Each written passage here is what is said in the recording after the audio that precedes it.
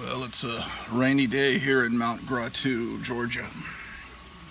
But when darkness falls, when the shadows become dark and black, the silent pall of evil settles upon the earth. Who dares to search? Who dares to see what walks in the night? If you dare, welcome to Nightmare. The Nightmare of the Gratu Warlord show, ladies and gentlemen. Anyway, it's Saturday morning, and so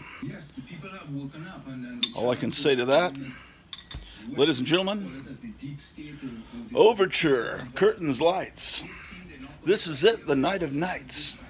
No more rehearsing or nursing the part. We know every part by heart. Overture, curtains, lights. This is it. We'll hit the heights. And oh, what heights we'll hit. This is the show. This is shit.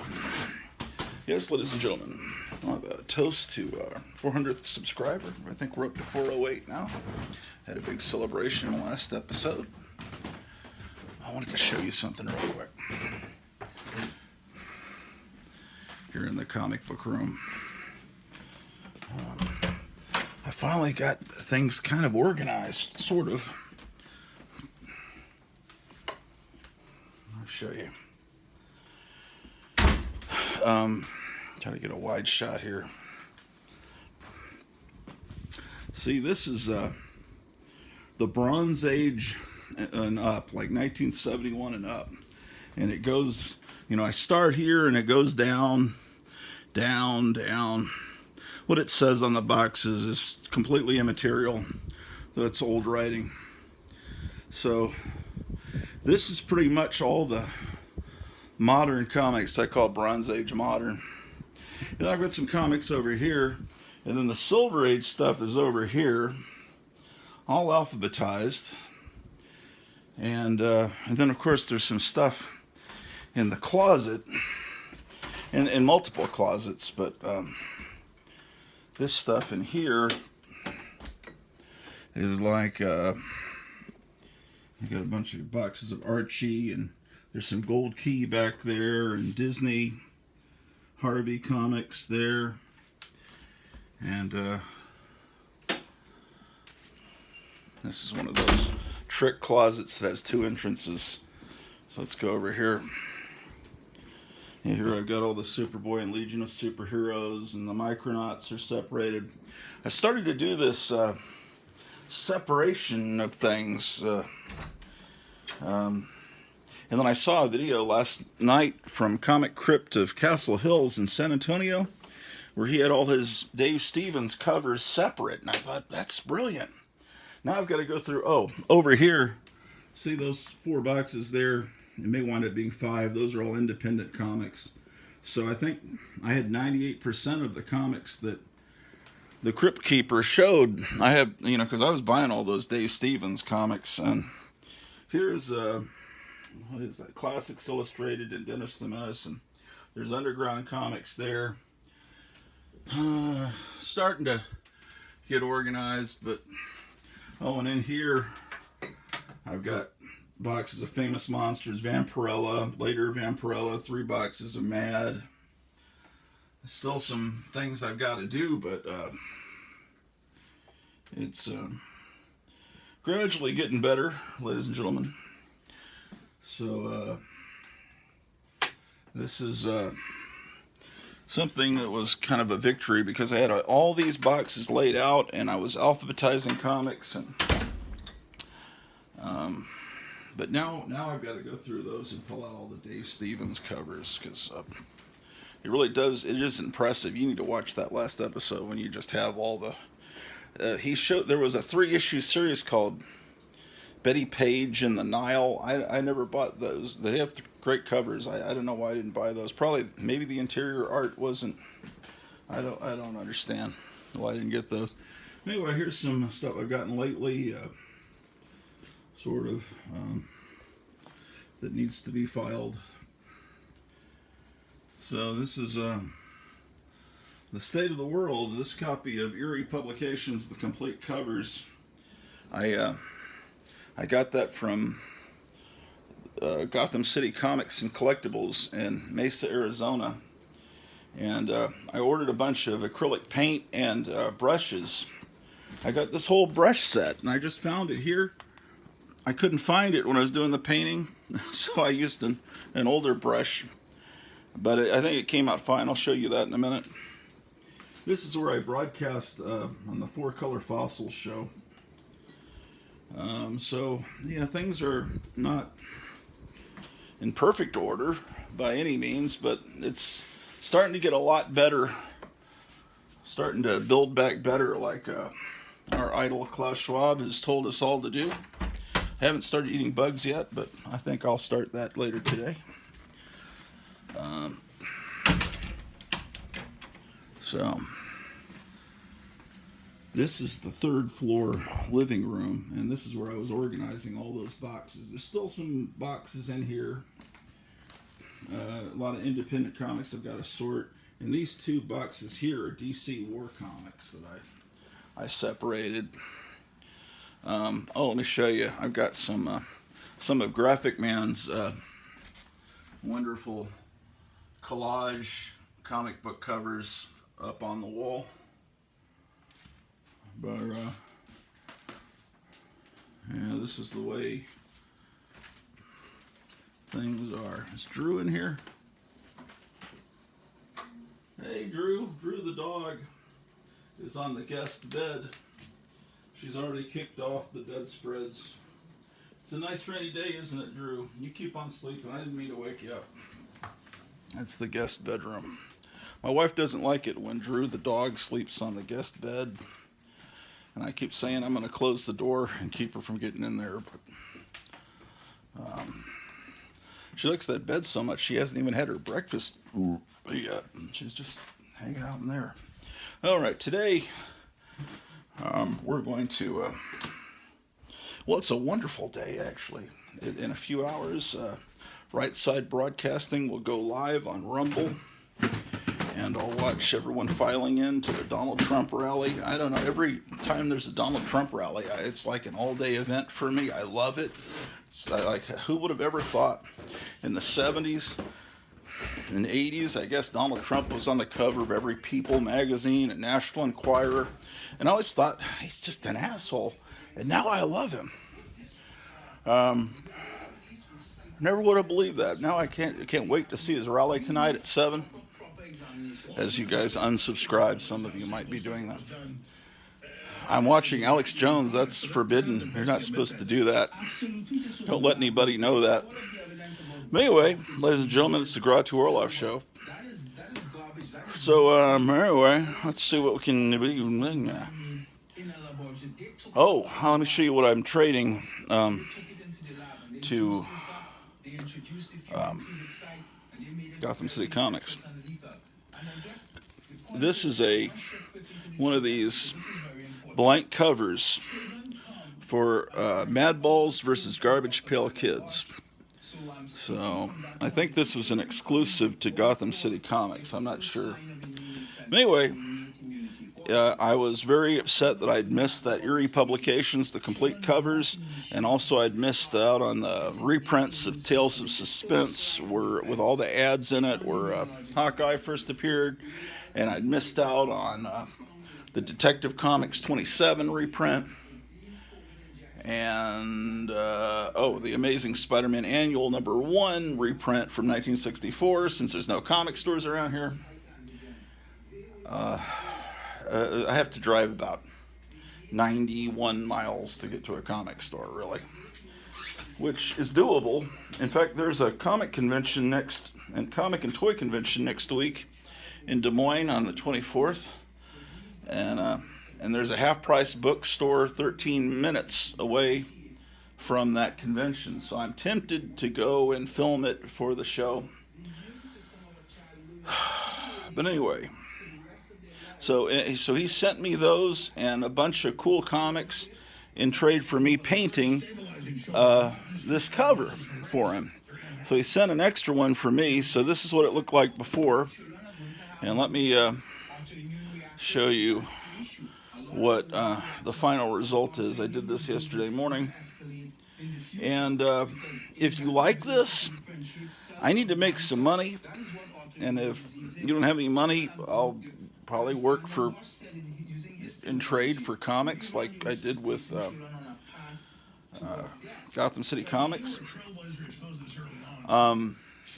Anyway, if you want me to paint something for you, I'm back in business, because look, I got this whole box of paints, and I got those brushes upstairs. So, I mean, it's not perfect. I'm not Frank Frazetta, but this is what I did. So, I did an homage to the Silver Surfer cover, where he's fighting Thor. And so what I did, my wife looked at it, she loved it, but she didn't recognize that the Dracula Garbage Pail Kids is throwing shit at the Madballs. She said it needs to be clear. I used a model for Dracula. I just looked around, and this character happens to appear in that comic, and I have this little guy. So I just kind of rotated him and used him as my model. And so anyway, this is the cover.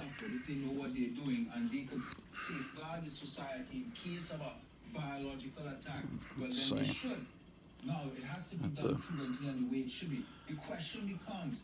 I tried. I'm not. And then I put my name there. And the back cover is like a life-size Garbage Pail Kid's face dribbling vomit. And then there's the UPC code and the Gotham City imprint, which makes me think this might have been an exclusive to Gotham City Comics. But anyway, look at that. It's like separated at birth.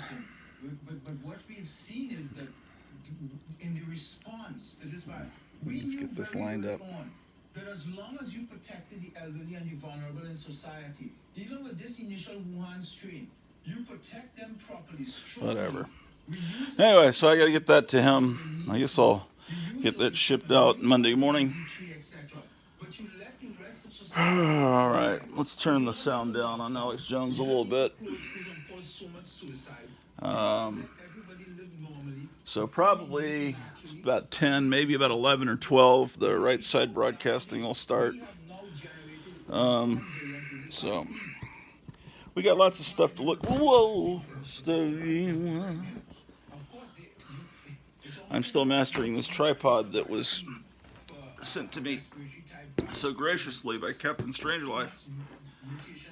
I'm looking forward to his next video. Everybody needs to do new videos, man. I'm having to resort to watching comic book people on YouTube that I don't normally watch, because all my favorites haven't done videos in so long. And trust me, some of those videos are shockingly horrible. I don't like hearing the acronym FOMO and all that nonsense. My drink. Okay, so I was worried, where are all my Silver Age Wonder Woman comics? And I just uncovered them, and we were going through all the Silver Age comics the other day. What the fuck was that noise? So we're going to be looking at Wonder Woman here.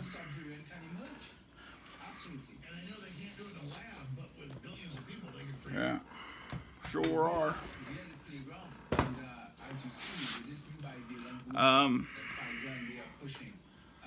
I just gradually losing my mind. The cheese is slipping off the cracker, ladies and gentlemen. I thought, where are all the Wonder Woman comics? How did they disappear?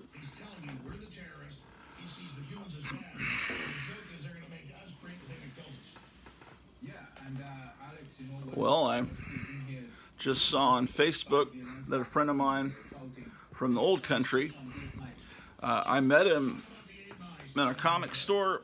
It's the only person that's ever come up to me and said, "Are you Gratu Orloff?"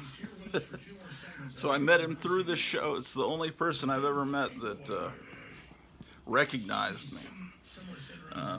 He's he just announced he's engaged this morning, so I'd like to say congratulations to Steve if you're watching this. And oh, here's some Where Monsters Dwell. We need to put these with the, even though they're Silver Age, I'm going to put these with the Marvel Monster comics we've been looking at. It's Rambu. Maybe I have more than one copy of this. This one is number 10, Where Monsters Dwell.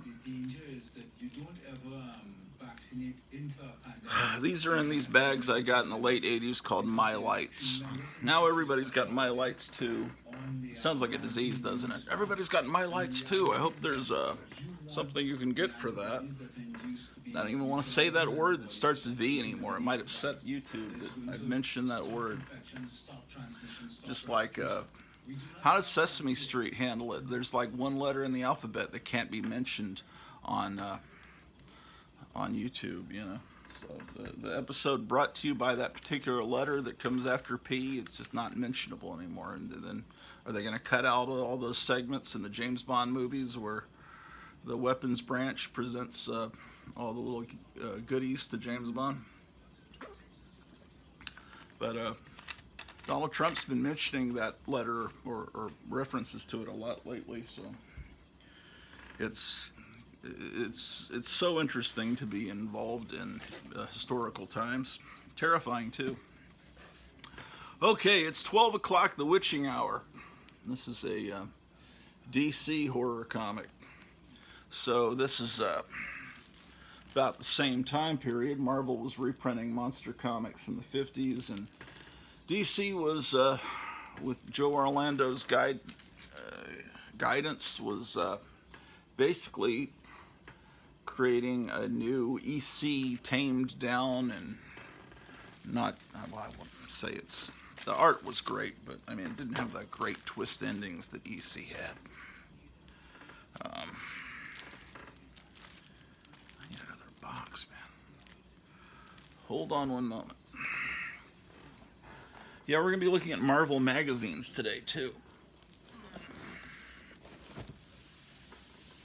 I've heard more than one people on YouTube, more than one person on YouTube say that they only collect comics. They don't like to buy magazines. And I thought, no, the magazines were at least 50% of the fun when I was a kid.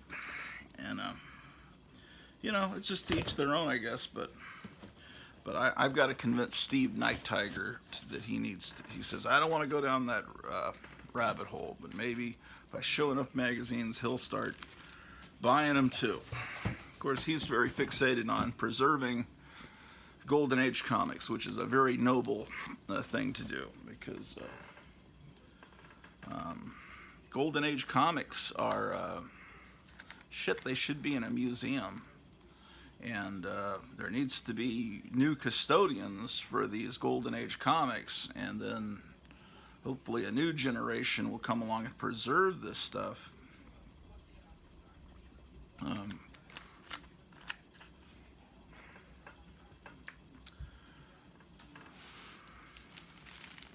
Okay, what the hell am I doing? Oh, all right. So here's that was it. Oh, this is the first issue of It's Midnight, the Witching Hour. How about that? That's something else. And then I go from there to issue 17. Why don't I have these? Because I'll show you why here in a second.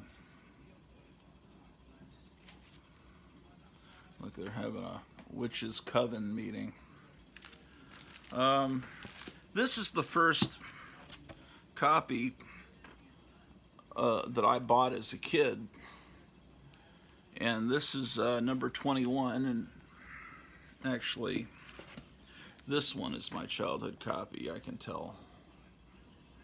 So, you know, for a 5-year-old, I think I kept this in pretty good condition. This, I think, is another copy I bought at a later date, and it's issue 21, so issues 1 through 20 were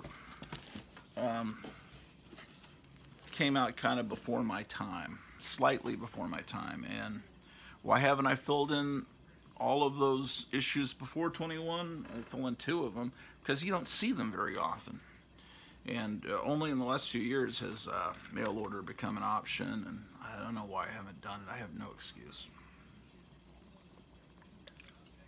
No excuse, sir. Lack of money, buying records and model kits and everything else. I mean, comics are just one of my obsessions. And pretty soon I'll have shown you all my comics here on this channel, and I'll just go on to another one of my obsessions, and maybe you guys will follow along, maybe you won't. This is a Pizza Hut Collector's Edition reprint of Wonder Woman number 60. So, it's not real. This is a beat up copy of Wonder Woman 132. I need to beef up my Wonder Woman collection, but again, whenever I found an old Wonder Woman comic that was affordable, I bought it, so I can't say I did what I could, ladies and gentlemen. Here's Wonder Woman 139.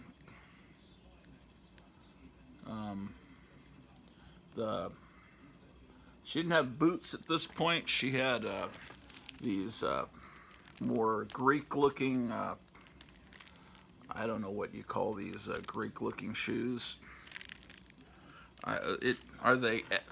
Howard Stern used to be obsessed with espadrilles, I think he called them. I don't know if that's but I used to love Howard Stern, but he's turned into a crazy libtard. It's amazing sometimes the people that you used to really admire just change, and because it's not me that's changing. Who would have thought a Star Wars movie would come out and I wouldn't go to see it in the theater? I would have no interest. And then that last Star Wars movie, it came on TV. What was it, The Last Jedi? I didn't even watch it all the way through. I couldn't get through it. As obsessed as I was with Star Wars in the late 70s, if you had told me someday Star Wars movies will come out, you won't care. Or Raiders of the Lost Ark, Indiana Jones movie would come out, you just won't care. Or movies based on Marvel, there'll be a TV show and movies based on Marvel comics, and you won't even go to the theater or watch them on television, and you won't care. And it's happened. I mean, it's mostly Disney. Disney's destroyed. They destroyed my childhood. That stuff is still there, and it's still wonderful. And just have to ignore that all these changes happen. Here's Wonder Woman 146. Now, Wonder Woman, the first Wonder Woman movie was great, and the second one just was like, how is that the same director? What the frick happened? Wonder Woman 153.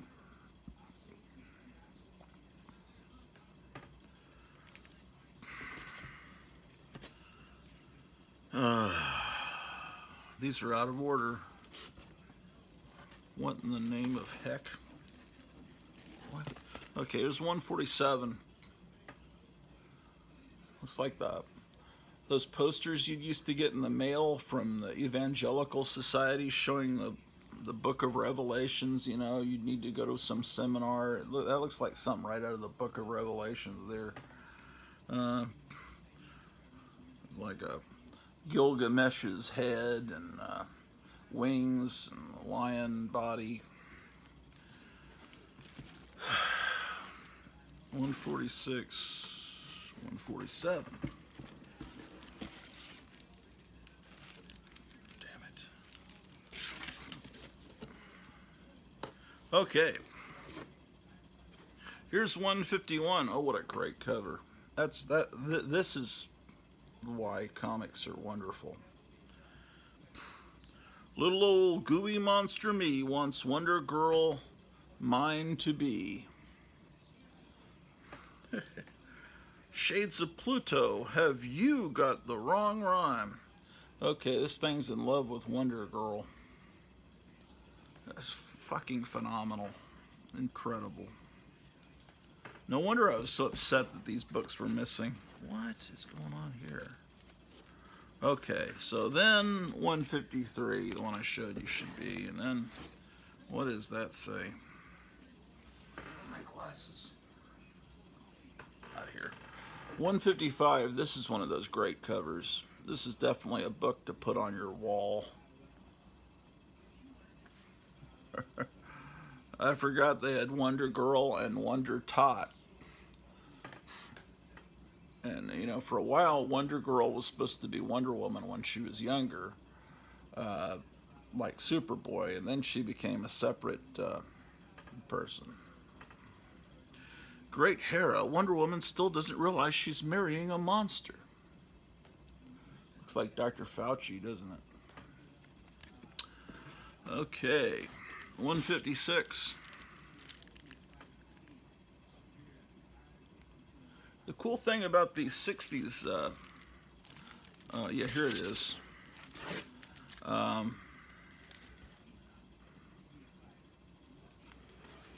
Just a moment, ladies and gentlemen.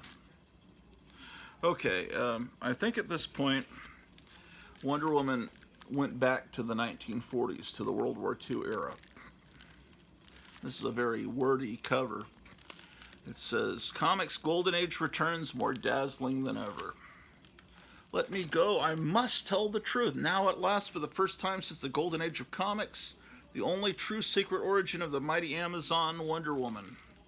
Complete, unexpurgated, startling, unbelievable, Wonder Woman will reveal the innermost secrets of the Amazons, their powers, their weaknesses, their weapons, their strange gods, their fearful laws, their punishment, their island paradise, their Amazon code.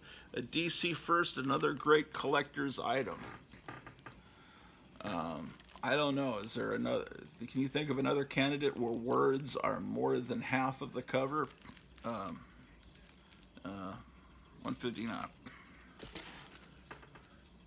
If you were reading this at the spinner rack, the guy behind the counter would have said, "This isn't a library." I only had someone say that to me once, and I was just kind of looking at the book for. I wasn't fucking opening it. Maybe I was flipping through it real quick. But I was never one of those people that just sat there and read it. I always thought that guy was an asshole. That was in Hampton, Virginia in 1972, possibly early 1973. I remember that motherfucker. "I'm looking for you, boy. I remember what you look like." Okay. You didn't think that second grader would come back for you 50 years later, did you?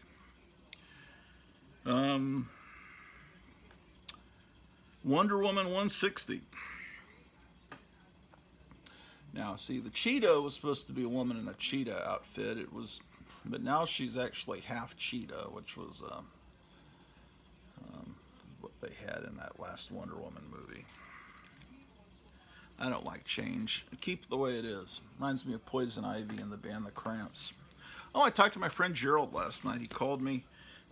Longtime viewers of this show know back when I used to live in the old country, Gerald would come and visit every Friday night and stay overnight and then leave Saturday morning to go work at a vintage stereo store. And anyway, he's been sick for several weeks with possibly the malady that you're not supposed to mention on YouTube that everyone has had by now.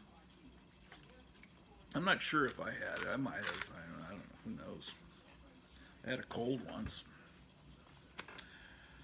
Anyway, he's getting better, and he went to see the Suffragettes in Fort Worth about a month ago.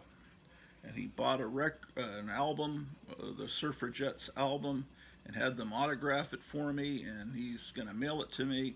He also filmed the whole concert there at Lola's Saloon in Fort Worth, Texas.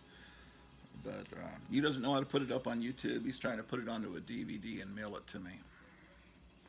But anyway, if you don't know who the Suffragettes are, they're a band out of Canada. It's like a all-girl band that do Ventures-style surf music and wear mini skirts and go-go boots and have their hair up, and they're real good, and it's like a girl version of the Ventures, which is something that I like because it's not new, it's old. but new. And so they're just finishing up a tour of the United States. They didn't come here, but anyway. Here's Wonder Woman who's turned into a mummy by the curse of Cleopatra. How do I fix this light reflection? No, that ain't gonna work.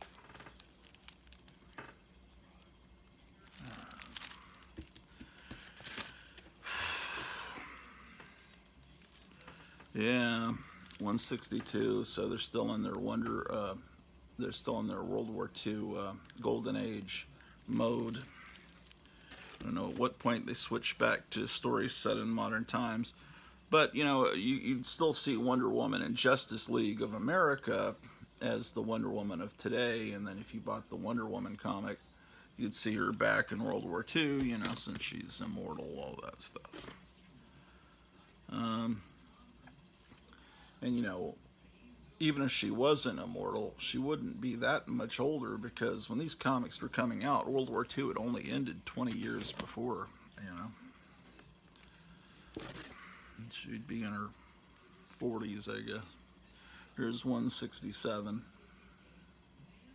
So nice that I found these Wonder Woman comics, isn't it? 168.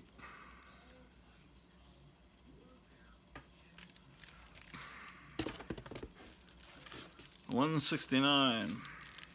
The Crimson Centipede. You ever see that movie, The Human Centipede? I never saw it. Hollywood sure can come up with some great, innovative concepts, can't they? Welcome to the world of cultural Marxism. They keep trying to bring our culture down into the sewer. Ooh, this one has seen its better days. 171. But, I had to buy it because there was a Wonder Woman comic I didn't have. I know it has little chunks out of it, but do what you can. Okay. Then they have the new Wonder Woman. They were desperately trying to figure out a way for Wonder Woman to sell, clearly. This one's been chewed on, or someone had lunch, took a bite out of it. This is when she gives up her costume and becomes it's goodbye to the past for the new Wonder Woman. And she turns into basically Emma Peel. She's now like Emma Peel in the Avengers. I think she, And this lasted for a little bit. And she has the incredible I Ching as her master, telling her, showing her how to do her little karate kung fu shit. 186. We're still in the Silver Age. I'm so glad I found these books. Here's 190.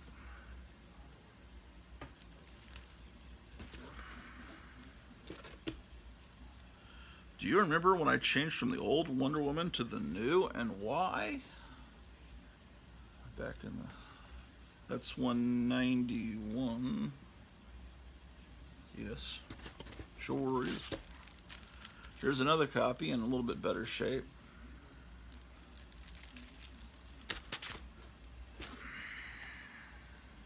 Could you tell that was shit being thrown at the mad balls in that?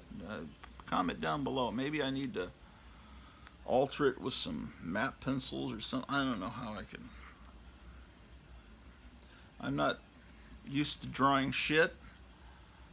I don't know what, those blank covers are such temptations to me. Now that's an independent comic, but if it was a blank covered Marvel or DC from the two big companies, my first instinct would to paint something so horribly awful, like a Tijuana Bible kind of perverted, horrible thing. Because I just think it would be funny as hell.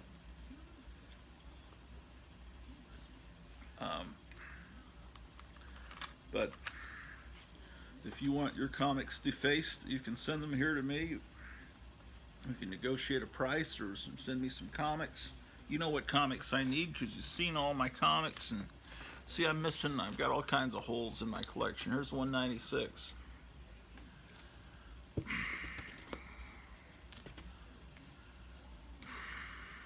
guess I don't have 197. Here's 198.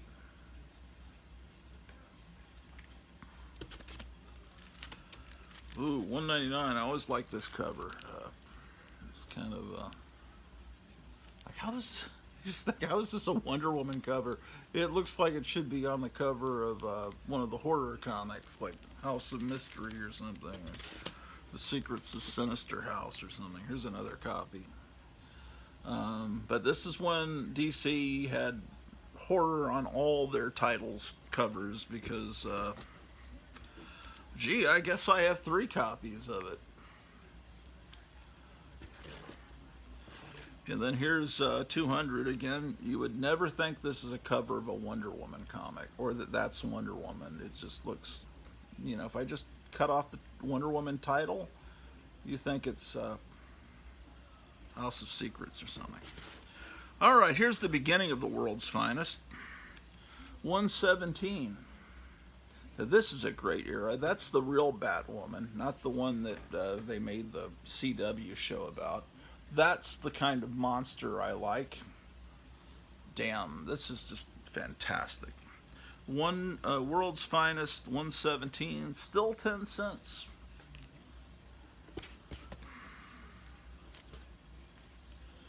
Here's 147.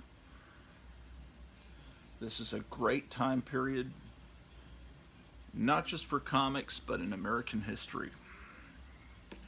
The 50s and early 60s. Oh, I showed a lot of this before. I remember I showed you this either on this show or on the 4-Color Fossil show. This one is a key issue. No, I mean, I think it's a little more... It's more valuable because it spawned a meme that's all over the internet where Batman is slapping the shit out of Robin's face, and people change the captions. It's like Robin is saying, "I don't like this music," and Batman's saying, "Shut up, it's surf music," or something. But people change it to whatever meaning they want. But it comes from this imaginary story where, see what would have happened to Superman and if Superman and Batman had become bitter enemies on opposite sides of the law. So yeah, I think Batman is blames Superman for the death of his father or something like that. 156, the first Bizarro Batman. Got a Joker cover. That's and it's a purple cover too. And it's got go-go checks, which are always neat. They were on it was an attempt to let you see if you're pulling up comics on the spinner rack. You pull this comic up. Oh, it's a DC. You can tell it's a DC. That's their goal. 158. 159. I have a lot of these because they're affordable, or they were. I mean, you could always get these books pretty cheaply in comic stores, and they'd sit there and no one would buy them until I came along. 165. I thought I had several copies of this. I don't know. What I'm listening to is Alex Jones from Thursday. I record this because I figure at some point all this will go away and you won't be able. So you've got to have it on physical media.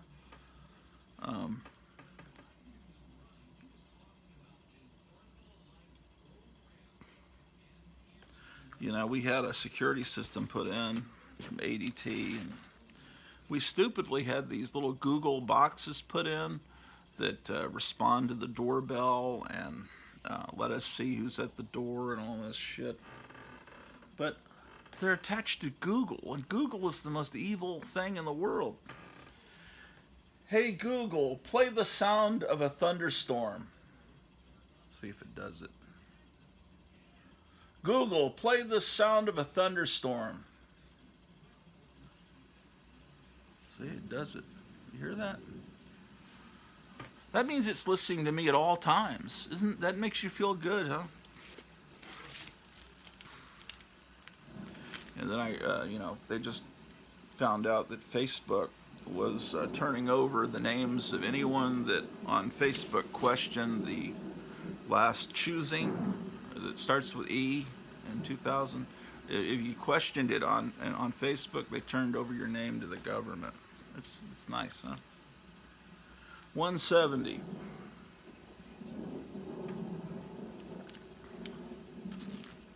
I thought I showed these to you the other day.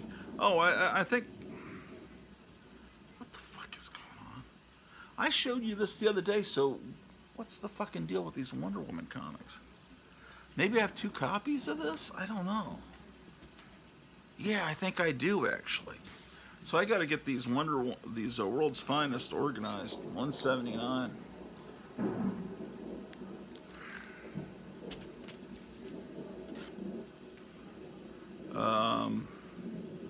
185.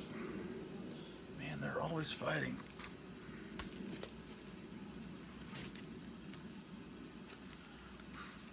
He's getting burned at the stake for being a witch.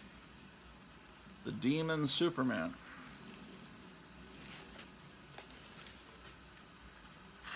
Where's 188?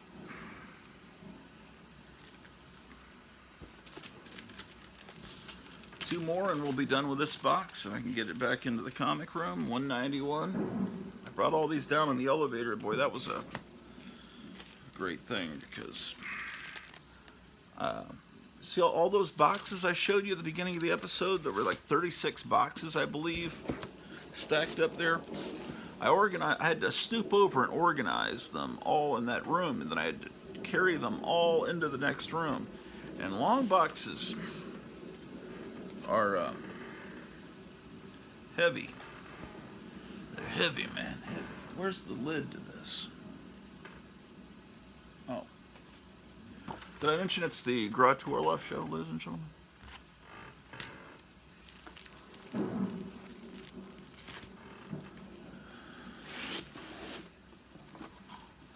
Oh, yeah, hold on a second.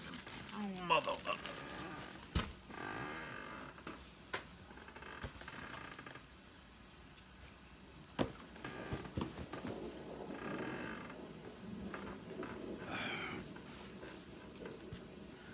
So how are you guys doing today? Doing great? Any day with a Donald Trump rally is a great day.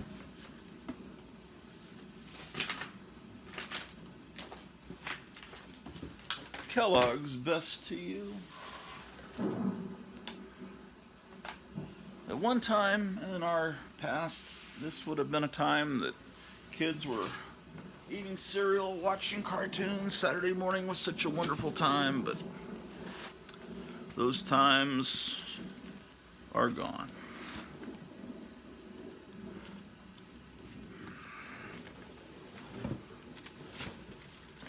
All because of those devil-worshipping Marxists at the Cartoon Network running cartoons 24 hours a day. We no longer have, cartoons are no longer special. I am the Frito Bandito. Oh, here's some things that you might want to see. This is my childhood copy of The Monster of Frankenstein.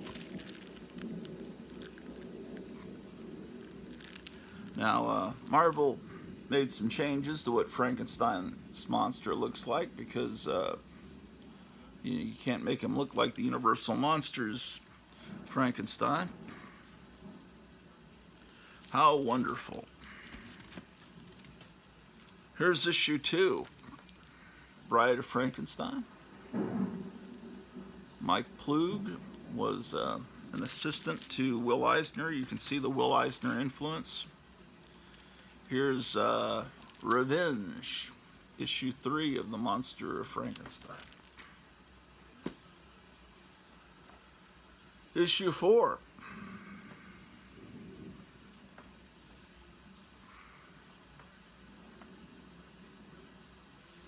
Look at this full-page ad for Tales of the Zombie. We'll be looking at some Tales of the Zombie later in this episode. Look at this freaking artwork, man. Oh, I miss those days. Here's another issue of Monster of Frankenstein 4. Another copy, I should say. Here's Monster of Frankenstein 5. With issue 6, it becomes Frankenstein. But I have it alphabetized in this box under M because it started as Monster of Frankenstein. I buy this every month. And I tried to buy Tomb of Dracula and Werewolf by Night every month too. Somehow I missed the month where Moon Knight first appeared. This is number 8. Graphic Man did a great a version of this where he put Bela Lugosi's head and Boris Karloff's face there. I don't think I have a copy of that yet. He's going to appear at a convention in Missouri selling his cool covers framed. I think that's in November. That's issue 9. If the weather's good, maybe I'll go down and see that convention. Here's number 11. And then it looks like I'm missing 12. So here's 13. This is not a childhood copy, so I don't know why I didn't buy 12 and 13 back then.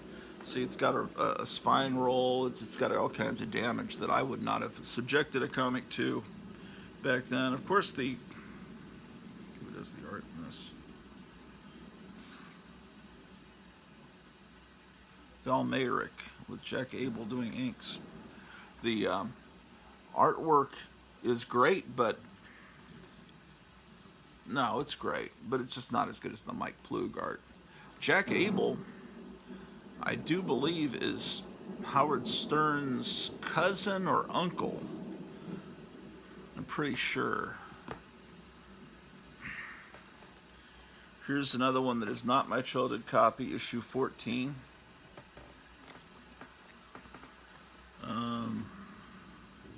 I must have had a time of no quarters there for a few months there in the 5th grade. Sure enough. Yeah, there's the value stamp. You always have to, 25-cent comics, you always check and make sure the value stamp is there. So there's the Mego dolls. Let's see if they don't, gosh, my vision is so.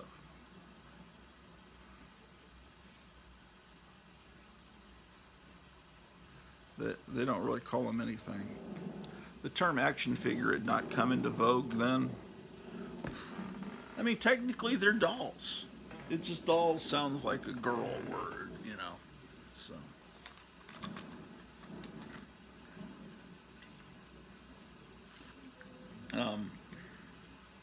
Mego is doing replicas of the early DC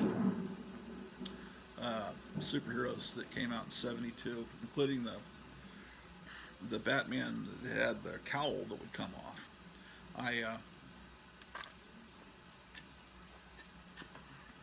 I got Superman, Batman with the cowl that came off for Christmas of '72, and I got Aquaman. But anyway, the thing about those Mego figures is you play with them enough, they had a ticking time bomb, in that there was an internal rubber band that held on the arms and the legs, and when that rubber band broke, their arms and legs would fall off and they'd just be a torso. and the rubber band gave the arms and legs tension, so you can anyway move them around. So I bought a different Batman to replace that Batman, and but that's the Batman that's valuable because you can take off his mask and he's Bruce Wayne. But I still have the mask. I'll show you. It's perhaps disrespectful where the mask is being kept, but I'll show you.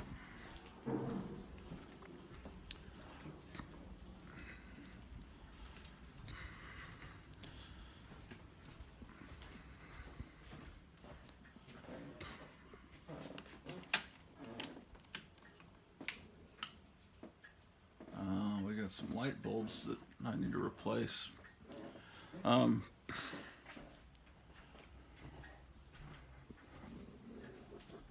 Oh, there it is. See there? You see that? This is my mother's, but there, it's Batgirl and the baby Jesus. I hope that that's not gonna be get me in trouble someday at the pearly gates. But I always loved this picture. I got it for like $30-$40. I've always loved it. It's a picture of two, I guess, sisters. Yeah. You know, 100 and something years ago. Am I hearing a siren?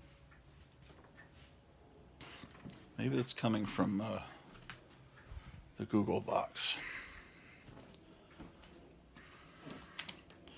Okay, so what were we looking at? Oh, we're looking at the monster of Frankenstein.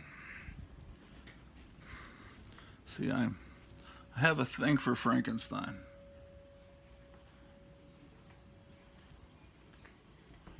Seriously, is that siren coming from the Google box or is that outside? Let's see if it's still raining out here.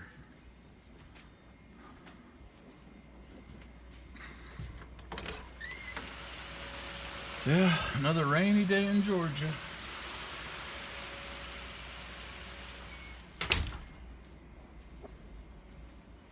So where is that siren? Is it coming from here? Here's the Google, play the sound of a studio audience. Okay, I gotta stop it. Google, stop. Google, stop the sound. Google, listen to my command. Google, stop the sounds of Thunderbird. Google, Google, Google. Hey Google, stop the sound. No, there's a siren going. I still hear it. Hey Google, play the sound of a studio audience laughing. Sure. Here's a YouTube music playlist called Audience. So now I can feel that I have an audience that's laughing and cheering at my antics.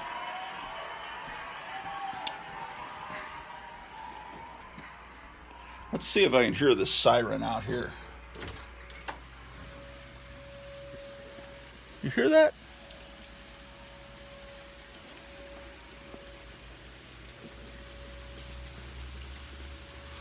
That's definitely a siren.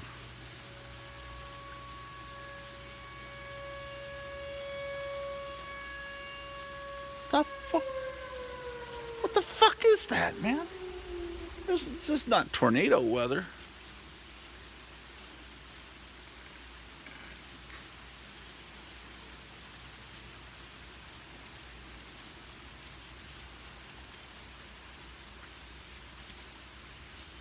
Maybe they're just testing it out.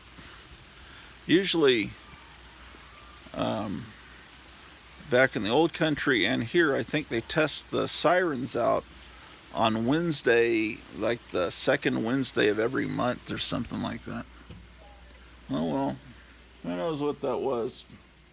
Maybe there's been maybe a bunch of poison gas has been unleashed into the atmosphere and they're letting us know. Well, if I fall asleep on air, you'll know why.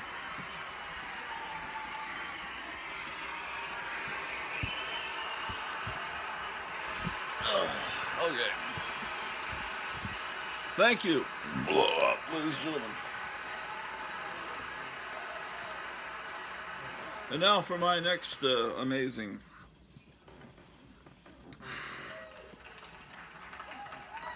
Frankenstein Monster 15. You know, the Frankenstein monster also appeared in a magazine called Monsters Unleashed. I'll be showing you. Ooh, this is some sloppy shit. Look at that.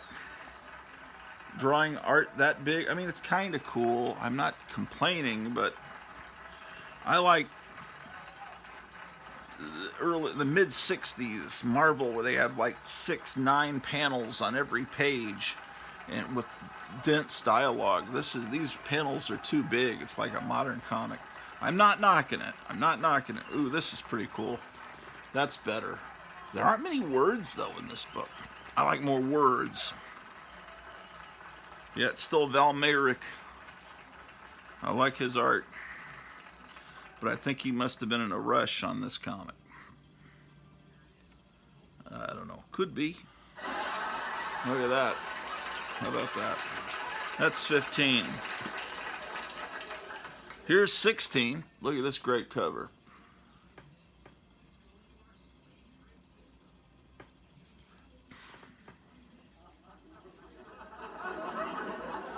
There he is.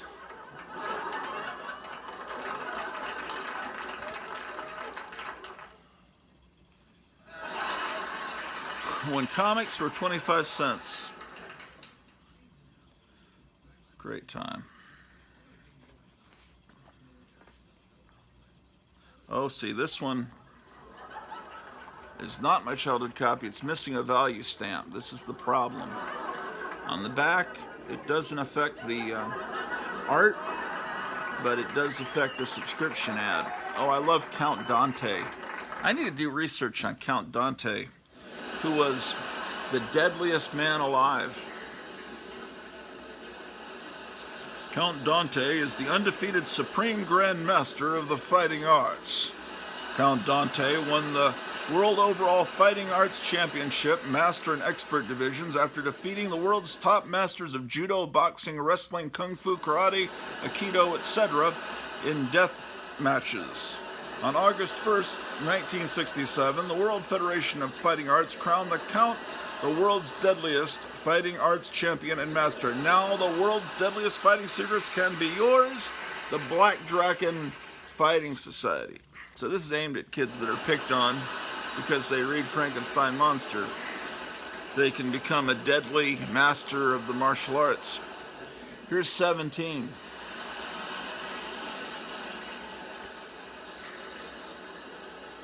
Go Ape. Did you ever order those? I never did. They look a little cheap, to be honest with you. Here's an ad for Robert Bell. I'm sure that Robert Bell looked exactly like that, like the mighty Thor with the letter B all over him and all over his little helmet. He's the guy that invented the plastic bag that comic books go in. Yeah, Frankenstein still wandering around fighting robots. That's 17. Is that the last issue? I don't know. That's the last one I've got.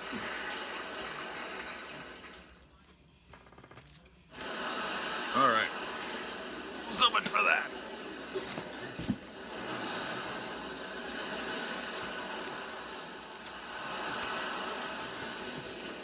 What's in this box? Sucker. Oh, this is from Atlas Seaboard. This is Movie Monsters. I always loved this artwork. That's from Greg Theakston. Greg Theakston was kind of an associate of Dave Stevens. He was one of those guys in the 80s that was obsessed with Betty Page, and he put out a little digest-sized magazine called the Betty Pages. And Dave Stevens and Greg Theakston were instrumental in finding Betty Page, tracking her down, and making sure she started making some money at her, and letting her know that that the work she did was recognized and honored, before she passed away. This was put out by the little fledgling company, Atlas Seaboard, that was created as a attempt to knock Marvel out of business. But look at the spread of the Atlas heroes. Isn't that great? I thought I was in on the ground floor of a new comic book company, but this is the beginning of 1975, February of 75, so this really came out at the very end of 74. They have a spread on Doc Savage, which was not quite what everyone was hoping. But yeah, this is their famous, but yeah, why do I keep saying but yeah? It's their attempt to do a Famous Monsters.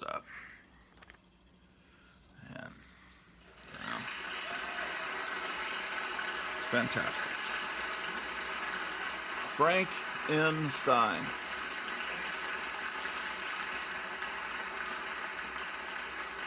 You gotta love movie monsters.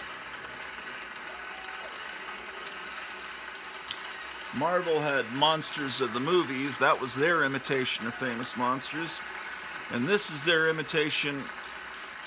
This is an imitation of Marvel's imitation of Warren's Famous Monsters of film line. Again,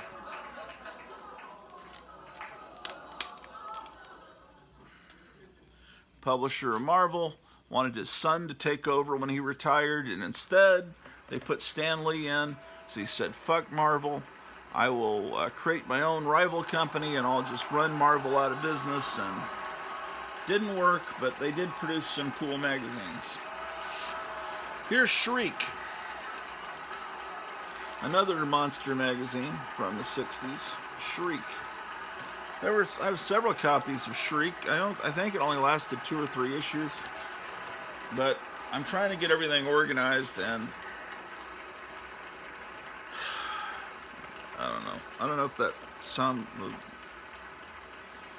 This is kind of where Ghost Rider came from. Hell Rider. It's the same creator. This is from Skywald Publications. They were the people that did Psycho and Nightmare. And there's an ad for those.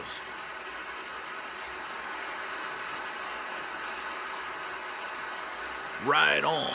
Send it to Hell Rider. Gary Friedrich admits to a few things. Yes, indeed.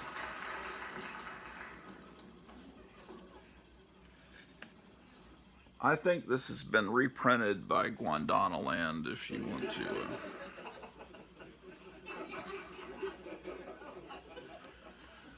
See-through walls. It seems the government can actually do that. You know that? You're not supposed to know that, though. Oh my goodness. You see her getting into her bikini.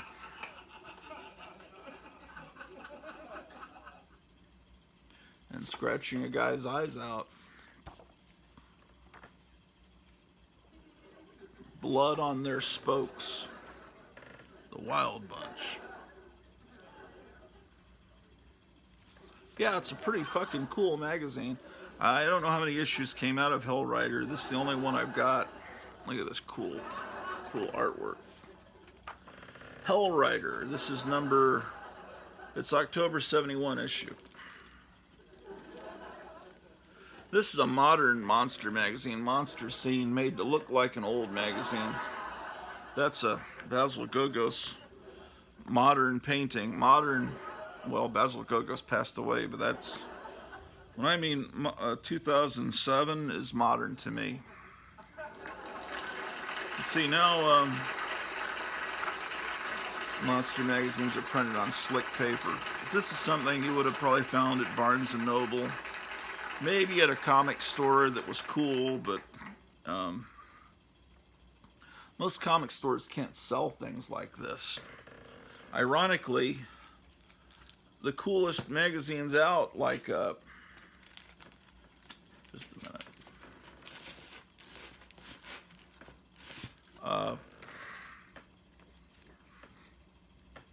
Shit.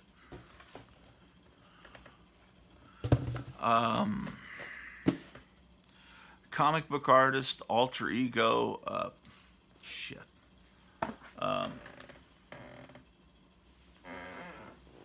All that stuff from Tomorrow's don't sell very well because there aren't many people like us that appreciate comic book history. It's just a bunch of Deadpool idiots and people wanting. I don't know who buys comics today. I don't know. It sure isn't me. What the fuck day is it? Is it the 17th? What time is it? It's almost 11. Okay, let's see if right side. See, what you do is you got to go. What I'm doing. I'll show you what I'm doing. I got my Roku remote, and I'm on the app called Rumble on the Roku. Or you could just go to rumble.com if you don't have a Roku. So I'm looking for RSBN, which is Right Side Broadcasting Network. There it is. And let's see if they've got Trump rally. Is that today's? There's 3 coming up. Live. Takes forever to load. No, that's October 1st. That's why it ways away. This one is September 23rd. That's next weekend. That's next Friday. Let's see. This must be this one. Today's September 17th, I see. Let's see if they're on yet.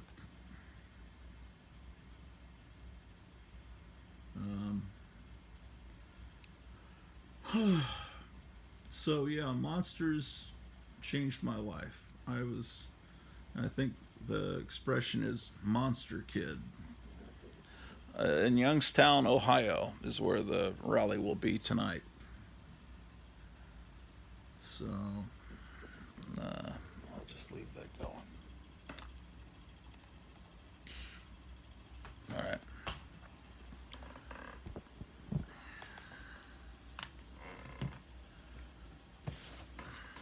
I was just looking at a bunch of the Marvel Monsters Unleashed comic. And, oh, okay, let me show you real quick. Hold on. This is the Marvel Monster magazine, Monsters of the Movies. See? It's a great illustration. And so, it looked like this. It's Marvel, and it had comic stories in it, too.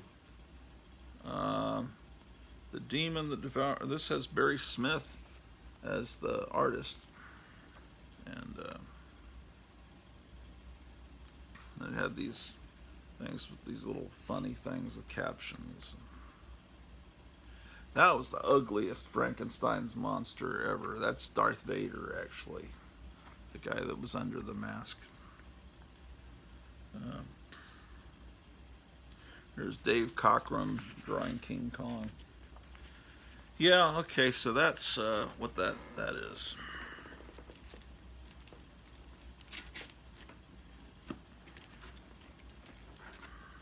Oh, this was from Warren, Monster World. This is one of the great covers.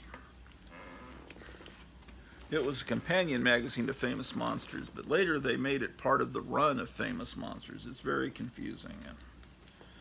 You either know what I'm talking about or you don't care.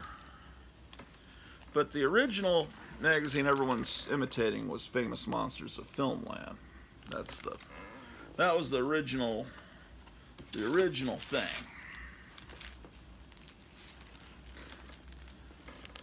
Oh shit, I'm running out of power on my telephone.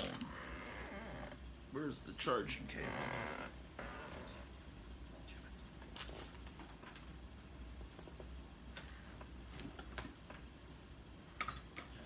Alright, let's plug you guys in.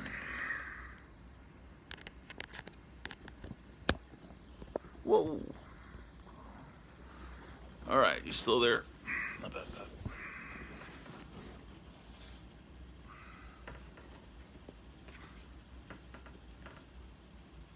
Okay. Piss. This must be an extra copy I have of Monsters Unleashed number 2. Or is this 4? No, this is, no, it's 5. From April of 74. This is a magazine I bought when it came out. This is not my childhood copy. I've got several copies of this, and but the other Monsters Unleashed are in another box that's right in front of me, so I got to move this there. This cover, I was never quite sure if he's rescuing the girl from the gator or if he's feeding her. I'm sorry, I'm misgendering her pronouns. I called her an it. I always like the subscription ad.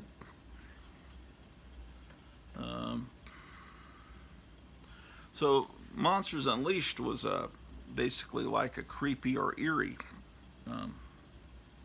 sort of. It has a Man-Thing story in it, but they also have text stories. Like here's one on the then current Golden Voyage of Sinbad. So Monsters Unleashed was like an attempt to combine famous monsters with creepy. And as I guess, oh, and they even had a reprint from the 50s, which made it look a little bit like an Eerie Publications comic, because they would reprint 50s stuff. But of course, this is much better. This is unaltered 50s art, and then they'd have more, current comics that look more Warren-like. But yeah, see, they had this comic series, Frankenstein 1974. I think it started as Frankenstein 1972, and as the years, they changed the year. But it's the same Frankenstein's monster that you read about in the color comic, except here he like breaks people's necks and things that he couldn't do in the 4-color comic. Watch live now, right side broadcasting now. Okay, there's just a notification on the top of my phone that they've gone live. So let's get this going. This is, I don't know, it's like Christmas morning to me. I love this shit so much. Well, that was a notification from YouTube, but it's not live on, I'll try YouTube. The thing about YouTube is they'll broadcast some during the day, right side broadcasting on YouTube, and then about 4 o'clock in the evening they'll say we're shutting down our feeds on all these YouTube and these other fascist channels, and then they'll say you have to watch on Rumble. And I think Newsmax carries these rallies too, but YouTube will not carry the president's rally because they'll say he's saying things that are inappropriate and go against their standards. So, and then they'll get us, and right side broadcasting will get in trouble for it. So, because Marxism, because communist takeover of the country. Let's see, Trump rally live. Come on, man.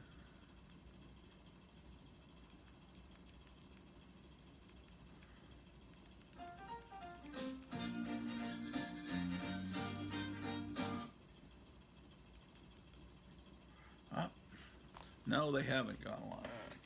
Okay, so that's Monsters Unleashed. That's a fun comic. I remember buying that in April of 74. Shit, I would have been in 3rd grade. About to turn 9 years old.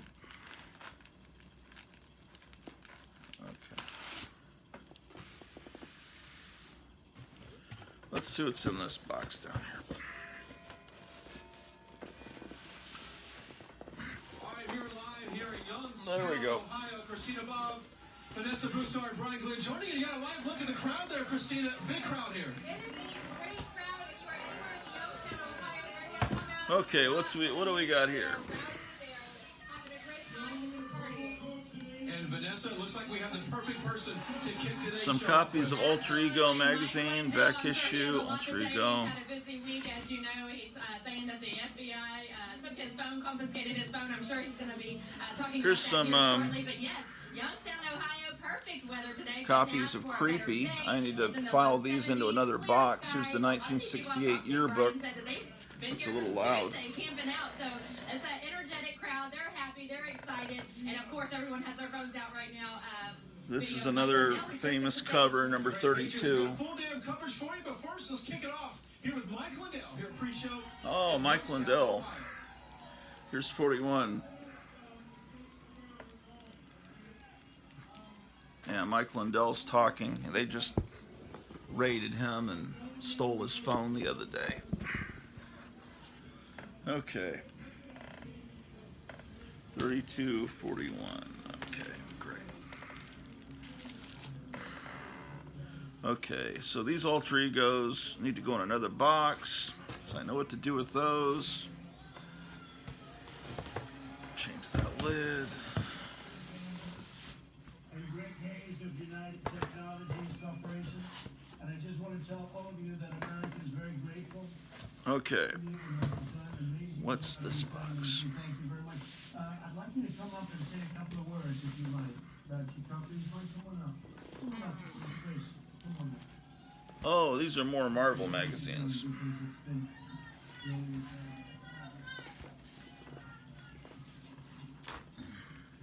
Michael is a U.S. vertically integrated company which has been forced to adjust to the changing business environment as a result of the pandemic. Hold on. Michael is uniquely positioned as a U.S. company that functions as a manufacturer, logistics management distributor, and direct-to-consumer. Given our current business, Well, here was I was just looking at Doc Savage books the other night. These, I need to get those Doc Savage books with this one. This is the first Doc Savage magazine from Marvel. as a result of this, And this was to tie in with the George Powell movie that protocols to adjust everyone was hoping would be. It had moments of greatness, but it just was a little too campy. It wasn't quite right, but I mean, I'm glad it exists. It's not something I hate, but it just could have been so much better. And if it had been, perhaps it could have been a long series, but this comic is great. That's number 1. Here's issue 2.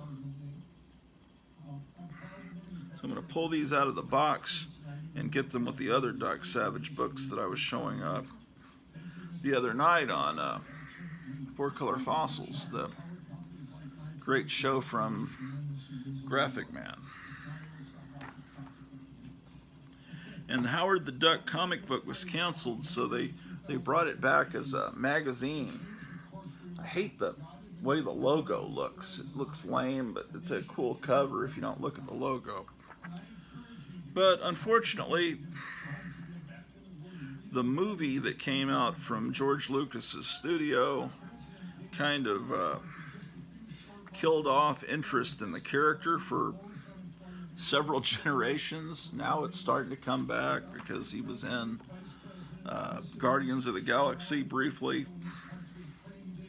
But this book was a little more naughty than the 4-Color comic. Had cool artwork. I mean, it's just in this in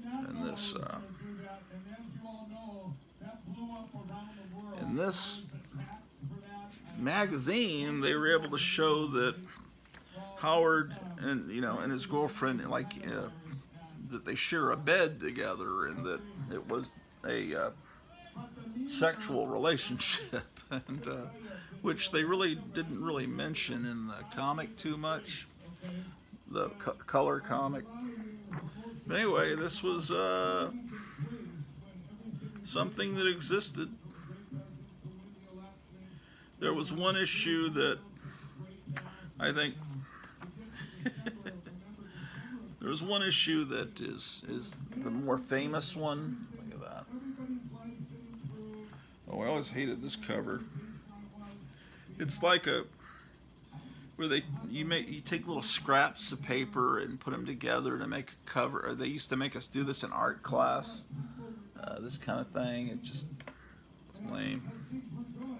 I mean, the comic inside is fine, but it was there was one story where Howard the Duck goes to his home world, and that's the one that I remember more than any of the others, and that is this issue.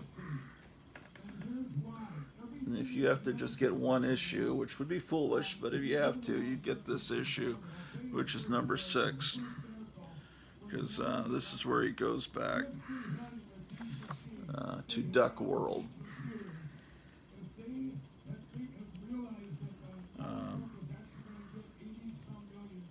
Just gotta trust me on this.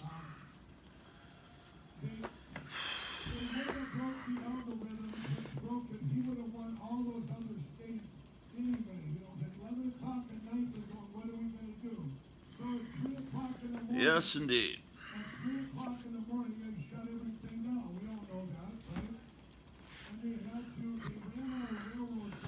Okay. Probably the books I need to get to are underneath the camera, so I'm gonna have to move you guys to a new location because I have the camera was up here on top of this box, so let me change locations now. Let's see what we got in this box. Ugh.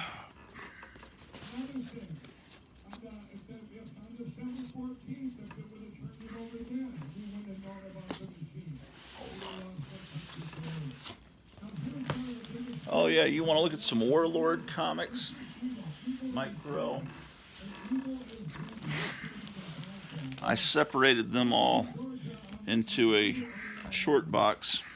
I thought maybe I'd have a complete set, but in reality, I don't. But I have a bunch of issues where I have multiple copies, so maybe I could trade with some of you guys if you have multiple copies of or holes in your collection of the Warlord.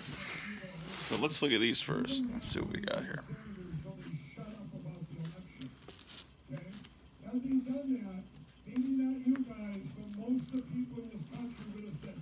Oh yeah, I always loved this cover for Dracula Lives #1. Look at that. It's beautiful. Of course you can't see that. It's great. Dracula Lives #1.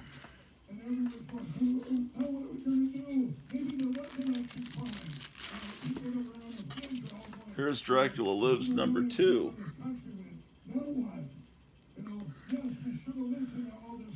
Looks like Graphic Man just posted something in Instagram. I need to go look at that. Here's man, where's the fucking number? I imagine it's #3. Yeah, it's #3. Dracula Lives. You know, he had his own color comic, Tomb of Dracula, but this black and white magazine, it was allowed to be a little more bloody and have a little bit more boobage, like the Warren magazines did. Here's another copy of 4. So, this is the first one I bought. This is my childhood copy. This is probably #5. Look at that great cover. March 1974. So, well, Volume 2, #1. I hate volumes. That makes it kind of difficult. But it's the next issue. I had a, I had to get, I don't know, in second and third grade, when I was I would have to get my mother's approval to buy a Monster magazine, and so, but this one must have either I didn't on this one, or I don't remember what the deal was on this one, but I somehow bought it. I think that from this point on, about this point on, I was allowed to buy them without consulting with her. But I remember in second grade, any one that I bought, she had to flip through it first, and sometimes she would just say absolutely not. And sometimes she'd let me get it, because, I was reading, and that was important, but, she just wanted to make sure I was reading something that wasn't going to warp my mind, I guess. Blah, blah, blah, blah, blah.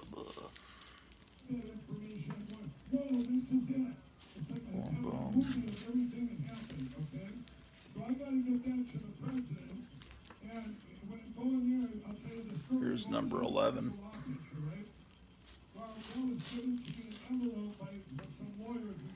Okay, let's see. There's something cool here to show you.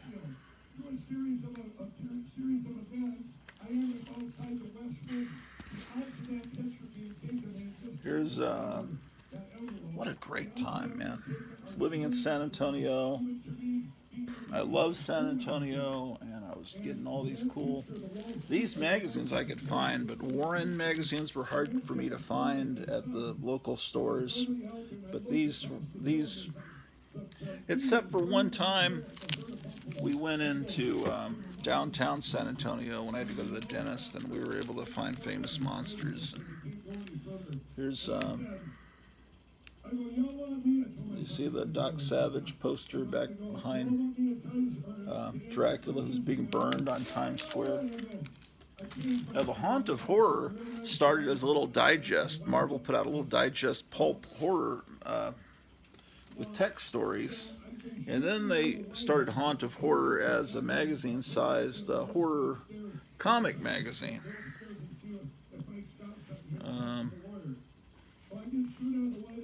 Although, here it has a story, Satana, the Devil's Daughter. That was the son of Satan. Damien Hellstrom had a sister, and it was their attempt to do a Vampirella kind of comic book story.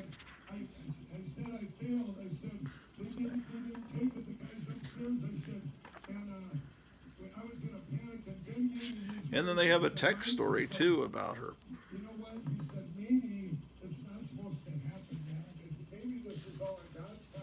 Yeah, so it's like an old pulp. So Haunt of Horror had they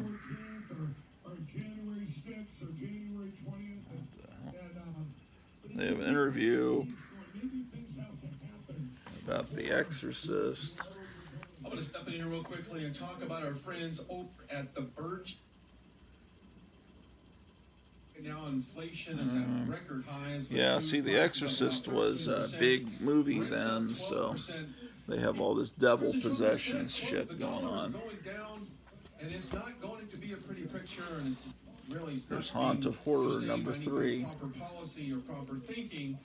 So right now you got to protect your savings from the destruction of the dollar. Diversify your IRA or 401k into a gold retirement account from the Birch Gold Group. To learn more about this, I always like this ad with the little kid versions to get a free information kit on gold, Dracula and a zombie and Conan and who else is there? Paper assets and into physical gold. Let me remind you, out of paper assets. Forget it. Is that Gulliver Jones and Satana, little kid versions? Who drew this? Alfredo Alcala. That makes sense. Silver coin featuring President Donald J. Trump. You get a free silver coin featuring President Donald J. Trump. Yeah, more devil possession stuff. So please, I suggest you take time right now and text the word Trump to 989898 to get Yet more devil possession. take advantage of that offer of making a purchase from the Birch Gold Group and getting that free silver coin featuring Donald Trump. We're live here in Youngstown, Ohio. As you can see, Mike Lindell is taking on a little bit of the pre-show outside. This is a new thing that they've done here at these rallies. Christina Bob, Vanessa Broussard joining me as well as we were live. Full day coverage ahead. Now back to Mike Lindell. I have 2 copies of that one. Here's a really crummy condition copy of this Kiss color comic magazine, which was printed with real Kiss blood. They took a little bit of their blood and little vials and dumped it in the red ink vat at the printing facility. So perhaps I'm actually touching Gene Simmons' blood. But they were added into the Marvel universe. This cover's been heavily torn and everything. So this is a pretty high dollar book for a while, probably still is, because it appeals to comic fans and to Kiss fans when there's a big crossover between the two.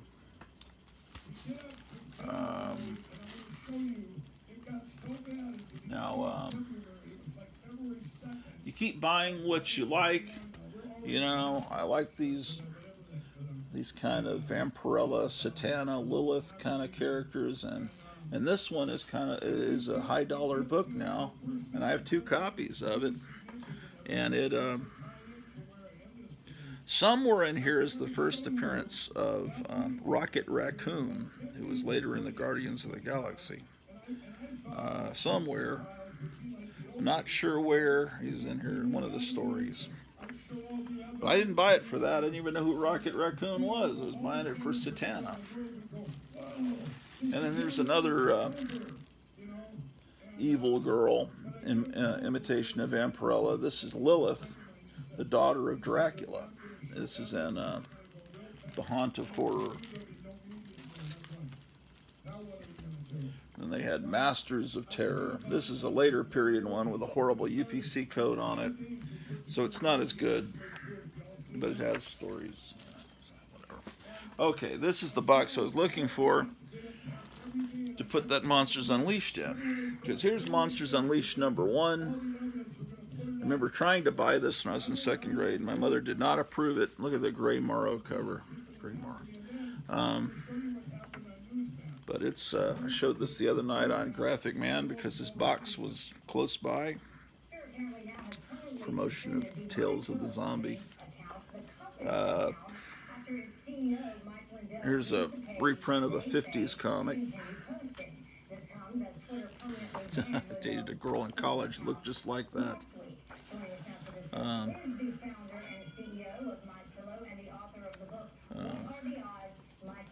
My friend Pete called her Chaka.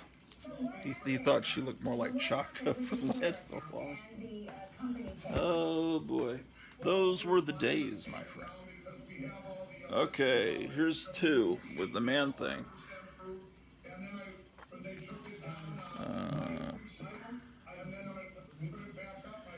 They've got back issues department. These are Swamp Girl. That would make a great t-shirt. Swamp Girl. This has more than a few 50s reprints in it. Yeah, I'm hearing rumors that the Man-Thing is going to appear in a Werewolf by Night special on Disney Channel. And as much as I love those characters as a kid, I really could care less hearing that because I know it's going to be shitty. This is my childhood copy of Monsters Unleashed number probably 3. It was, my mother allowed me to buy this issue. I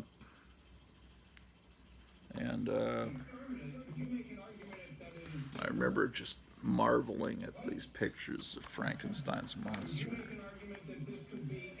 It's just, I love this. This is so well loved. Yeah, see, here's the story. Frankenstein, 1973. So this was the color Frankenstein comic, dealt with him in the past, you know, and this was him today. And I've since upgraded it because my childhood copy was a little bit.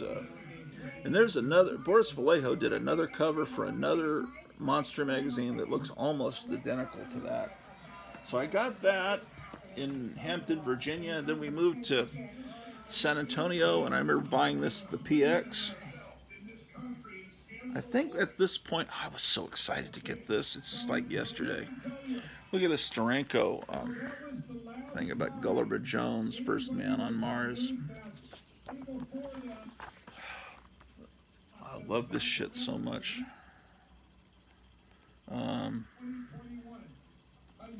And then seeing this ad for Crazy. I like the early Crazy magazines.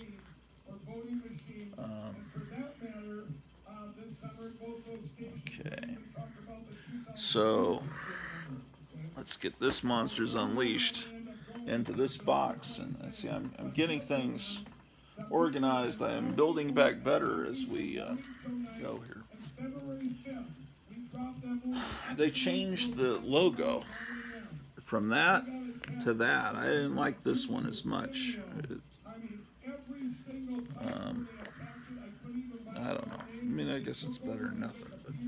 But there's Planet of the Apes belt buckles. Ooh, cool. Look at this. There's Tigra, which I always pronounce Tigra, but later I realized, you know, it really probably is Tigra because she's... But later she became part of the West Coast Avengers. But this was an early appearance when right after she had first appeared in Giant Size Chillers, Giant Size Werewolf, whatever.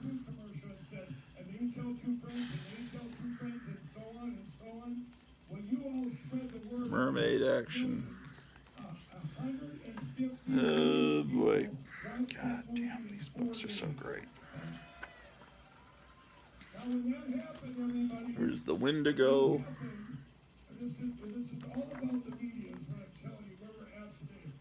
I don't know if that's not the same Wendigo that was in the Hulk comic, is it? I don't remember.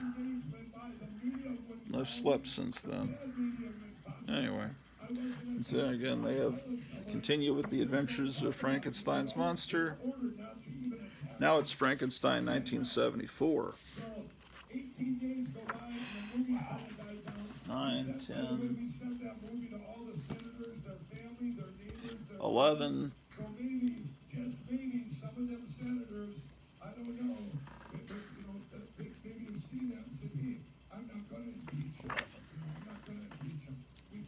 Okay.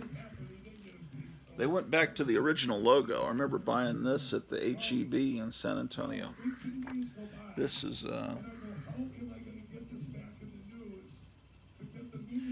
he's ripped this lamp pole right off its base.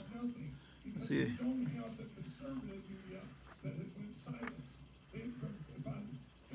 Yeah, this shit's great, unquestionably. Something happened on February 4th that changed the course of history forever. Until this week. Why is this Planet of the Apes out of order?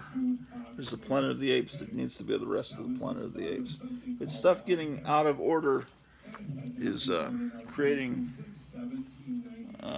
me losing things or thinking they're lost. This was the first Marvel black and white magazine in the 60s, and this was, you know, they were trying to aim this like at an adult audience that would, needed aftershave. The average Spider-Man reader didn't need aftershave lotion, and they weren't really in the market for motorcycles, but they're aiming this probably at college age. So the problem is it was, look at that, there's an ad for the Mothers of Invention, Frank Zappa, on the inside cover. So it's definitely being aimed at a college crowd, but they probably thought that maybe people had been reading Spider-Man for a few years and they were now in college and they would buy this, but 40 cents was a lot of money. I think at the time Mad was a quarter, and I think Famous Monsters of Filmland was still 30 cents or 35 cents. And And so 40 cents was asking a lot. Now this story was later reprinted in the Spider-Man color comic with some alterations made to it. But it, I think some pretty significant changes were made to it. But it's cool to see the artwork with this kind of shading.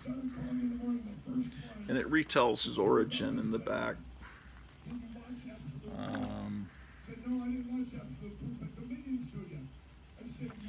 It's neat stuff. I think there were 2 issues. The question is, do I have both issues? I'm not certain.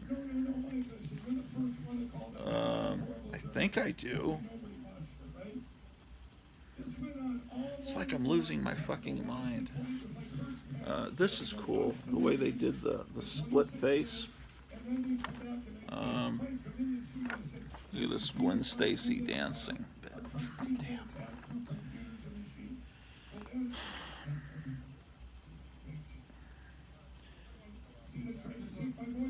So you have layout and illustration John Romita, Larry Lieber, Stan Lee's brother, Jim Mooney, and Bill Everett. Wow. Yeah. This was July of '68.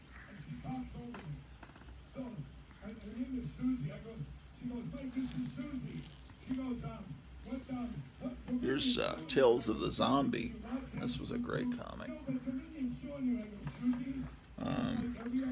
Zombies had been forbidden by the Comics Code. I think the episode before last I read to you the Comics Code as it was originally adopted in 1954-55. And zombies were specifically mentioned that they would not be depicted in comics. Of course, this is the first issue. This is a black and white magazine, so it doesn't have to fall under the restrictions of the Comics Code.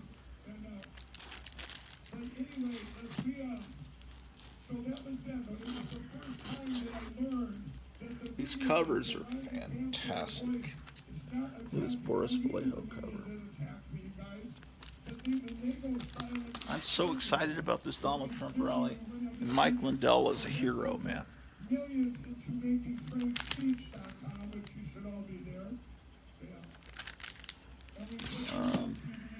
I may do another. I've got another copy of that. I may do another episode later today, just to go through these boxes. I've got some Hot Rod magazines over here. I've got these Warlord books that I was going to show you.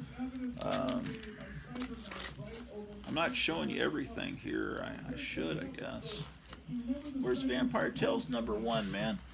Oh, this cover. Look at this. This is a great cover. Look at that. Man, these mylights are showing a lot of light reflect. Shit, I can't get it right. There's too many lights. Maybe I should turn off some of those lights over there. Possibly.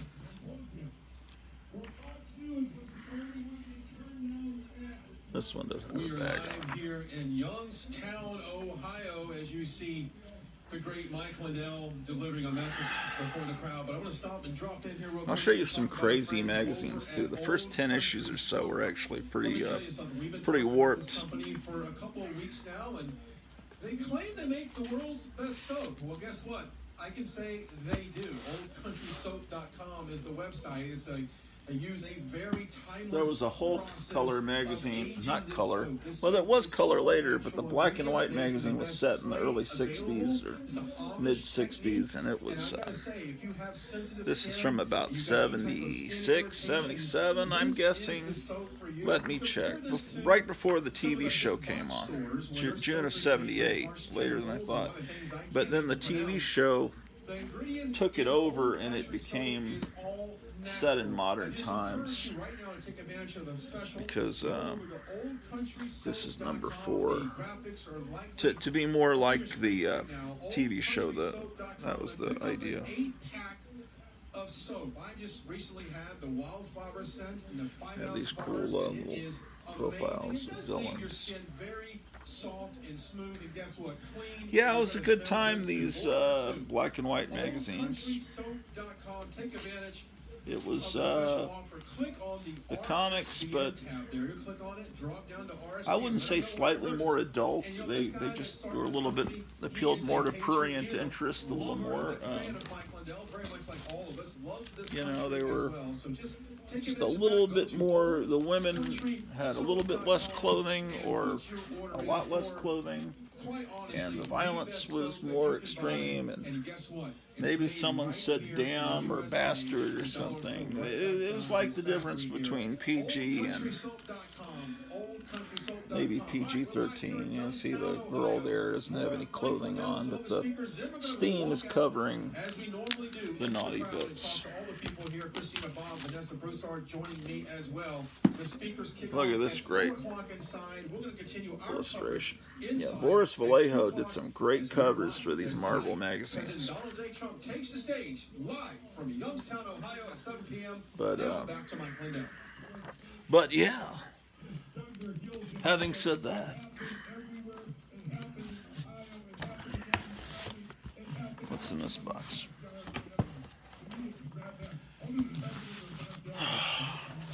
What a shit. Oh, here's some Eerie Publications magazines. I've shown them before on the live stream, but never.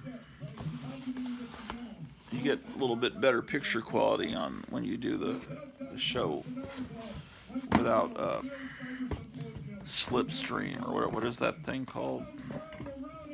Forget what it's called. Okay, so I have a special box of the Warlord.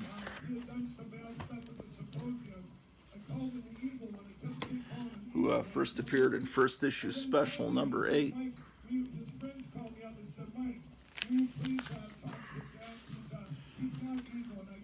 And the Warlord 1.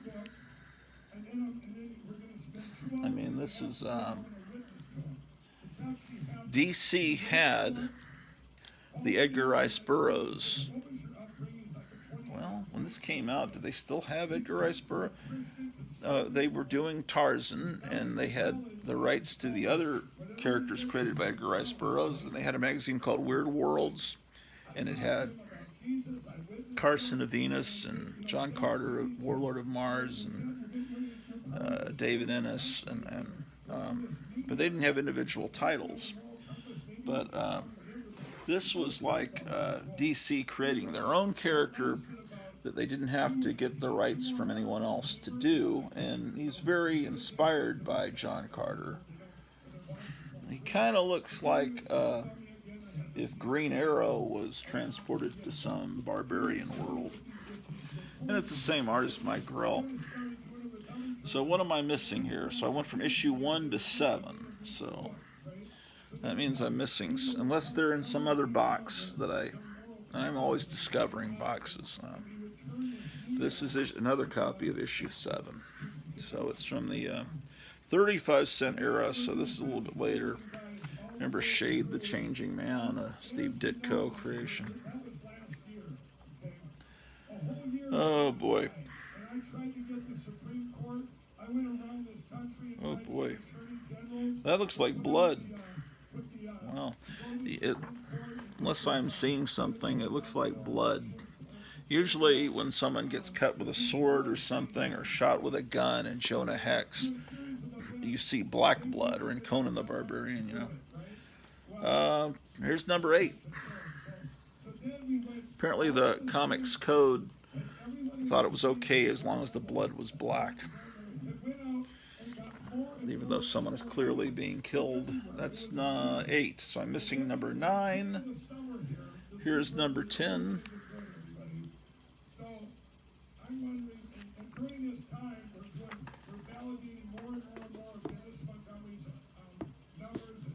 Here's number 10 again, another 10. What I'm really doing is helping myself remember what I have. Number 11, because I'm sick of buying the same issue over and over again. That's 11. That's a great cover. just makes you sad looking at these books, realizing how great comics used to be. And it doesn't seem like it was that long ago, but I guess in a way it really was. 12. It just seemed like yesterday I was at 7-Eleven buying these things. Look at this 2-page spread. 12, 13. Sometimes, you know, the covers are so similar on some books, like Silver Sable. I was looking at the Silver Sable comics, and I'd look at several subsequent issues, and on the cover, Silver Sable is in the exact same position, facing the exact same direction, firing a machine gun. And it's like, how do you remember if you have that issue or not? There's slight differences in the background, but other than that, it looks like the same book. Here's another 15. Here's 16. 17. You could be a winner in the second Superman movie contest. You may already be a winner. So have you ever seen something where the votes, we've all seen it, where they go in reverse, where 20,000 votes all of a sudden flip down? How old was he supposed to be? That's impossible. You guys remember? There's 17, and then I go to 21. I mean, I don't know the exact age that the Warlord's supposed to be. He might be someone that just his hair went white early. Like Steve Martin had pretty much white hair in his 20s. 22. 23. 24.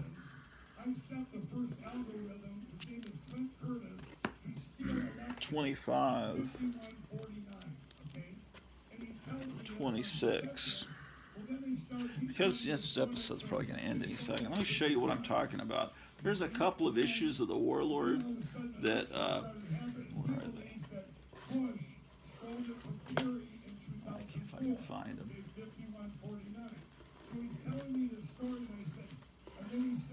Yeah, like, okay, so you have this issue, right?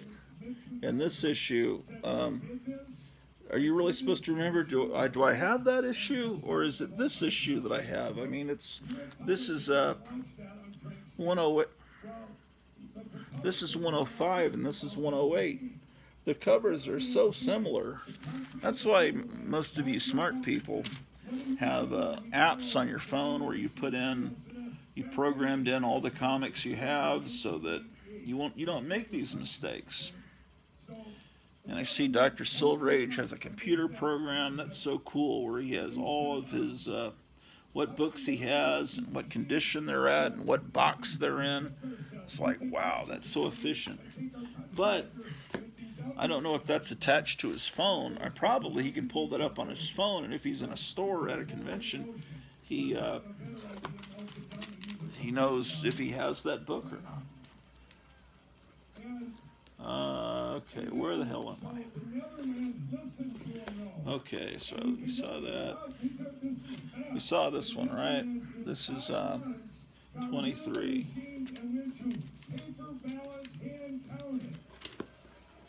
Here's another example. Look at these two covers. How are you supposed to remember which one? Both, he's coming right at you with a sword with a circle behind. And it's like, I'm not knocking it. I'm just showing that this is issue 26. This is 20.